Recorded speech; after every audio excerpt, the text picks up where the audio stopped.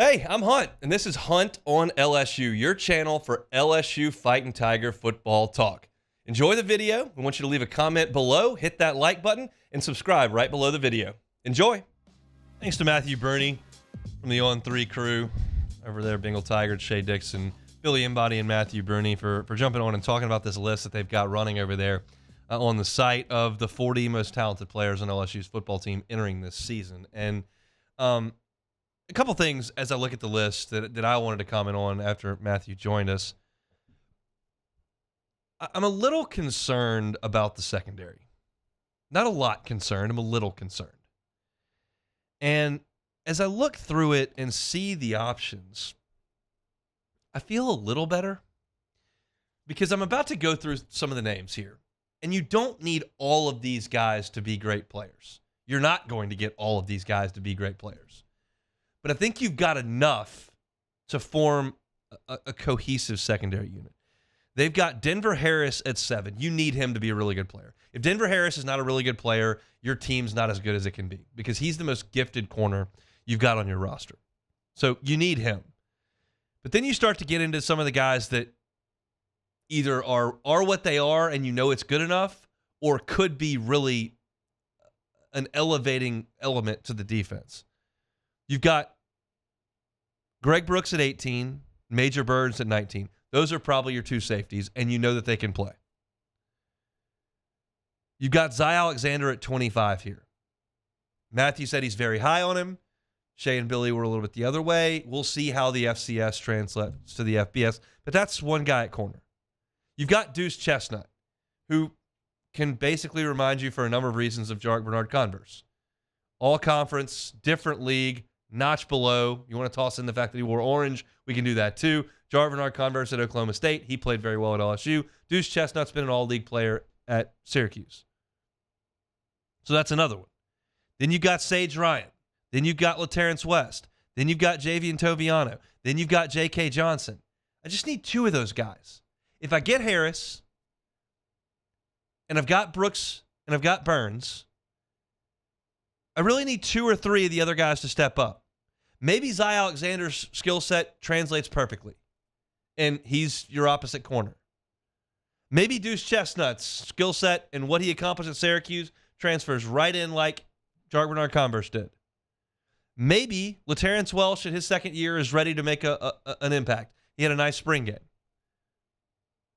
Maybe J.K. Johnson heals up, gets healthy, and becomes the four-star prospect that he was at Ohio State. Maybe Javian Toviano is everything you thought he was when you signed him out of Texas as one of the highest-ranked players in the class that you signed. But I just need two of those guys. I don't need them all. Would I rather trot out there with Patrick Peterson, Morris Claiborne, Ron Brooks, Eric Reed, Craig Lawston?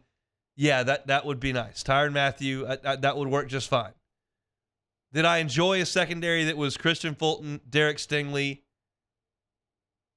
Grant Delpit? Yeah, I mean, that's great. Do I think I have that right now? I don't. Do I think it's like the full DBU effect? No. But I love what they've got up front, especially in the middle. And you've got Perkins in the middle as well, creating some havoc. I need a B-plus secondary. I'd love an A-plus secondary. I need a B-plus secondary. With a B-plus secondary and what's in front of that secondary and what LSU should be on the offensive side, you've got a contender. Am I off base here? I can paint the picture the other way. Denver Harris, off the field issues at A&M. Can he get it together?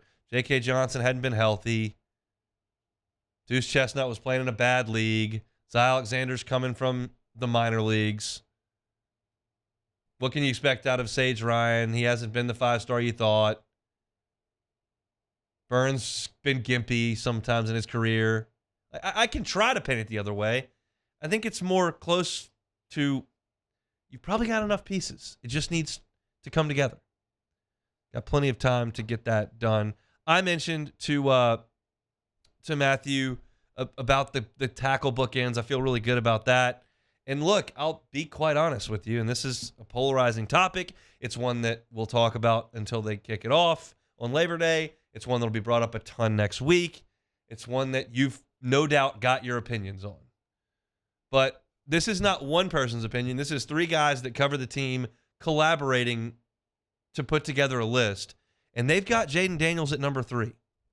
And you can tell from looking at the list that Mason Smith's going to be 2 and Harold Perkins is going to be 1. But they've got the quarterback at number 3.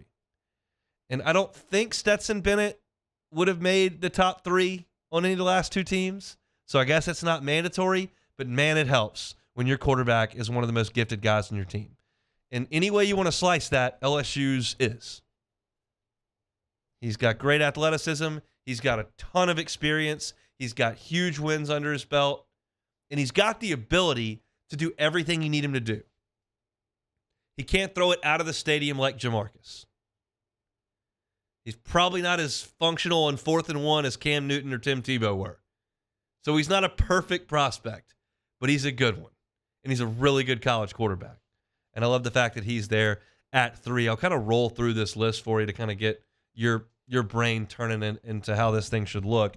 But it'll be Perkins at 1, Mason Smith at 2, Jaden Daniels at 3, Malik Neighbors at 4. It'll be Will Campbell at 5, your left tackle. Backup quarterback Garrett Nussmeier at 6. And you heard Matthew in that segment say, man, I would put him top 6 or 7 quarterbacks in the league. And that's probably fair. I mean, Connor Wigman's got a lot of talent. Whoever Georgia rolls out there is going to be a gifted player. It'll be green, wet behind the ears.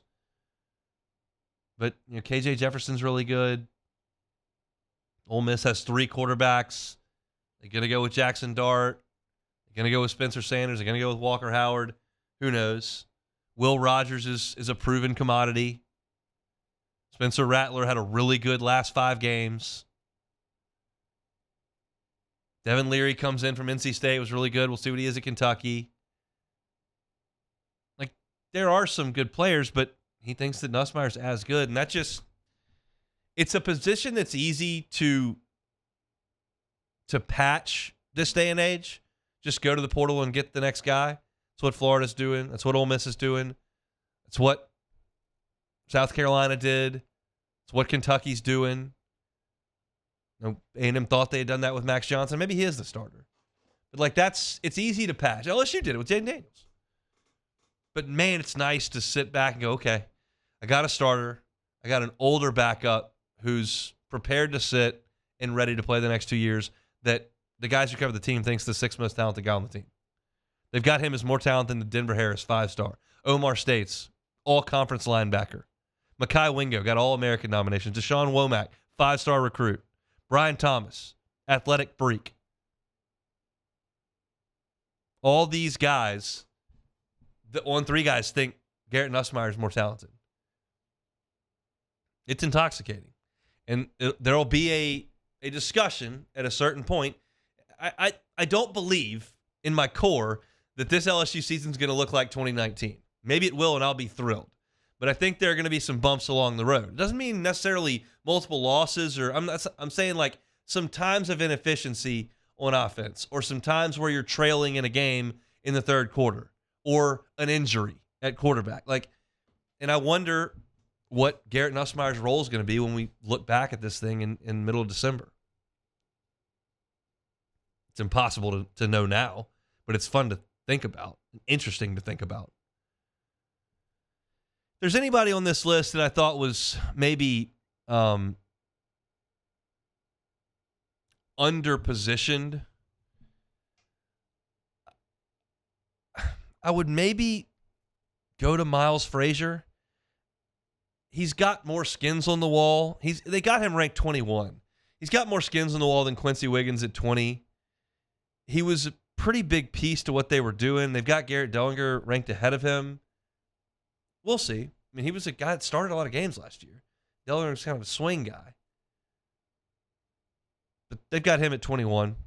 And the last person I'll speak on this list, because I think it'll be interesting to see kind of what the productivity level is Logan Diggs, and that's 14. And we talked to Matthew Bruni about him, and Bruni said he was a little lower on them. Billy and Shea were a little higher. I think he's your guy.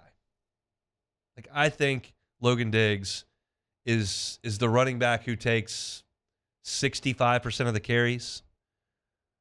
Like, they've got Josh Williams on here at 27, and Josh Williams will carry the football this year some. But I think Diggs is the best package on this LSU team. Of size, speed, previous production, all the things that you can kind of put together to evaluate the way the team's going to look. To me, I think Diggs is the best one. You can sell me on Emory, you can sell me on Williams, you can sell me on Goodwin. I'll take Diggs. So if you want to check out the list, go to the Bengal Tiger, part of the On3 network, and give it a look. The guys do an awesome job. It's Billy, Shay, it's Matthew who just joined us, and I'm tossing some baseball stuff in there here and there, but they do such a great job populating that message board, and they've ranked the top 50 guys based on ability. You'll find out tomorrow. Well, you'll find out right now, but tomorrow it'll be unveiled that Mason Smith, number 2, and Harold Perkins is number 1 on that list. We'll come back. Hey, thanks for watching Hunt on LSU. Before you get out of here, do us a couple of favors. Hit that like button, leave your comments below, and subscribe to the channel for all your Fighting Tiger football talk. See you next time.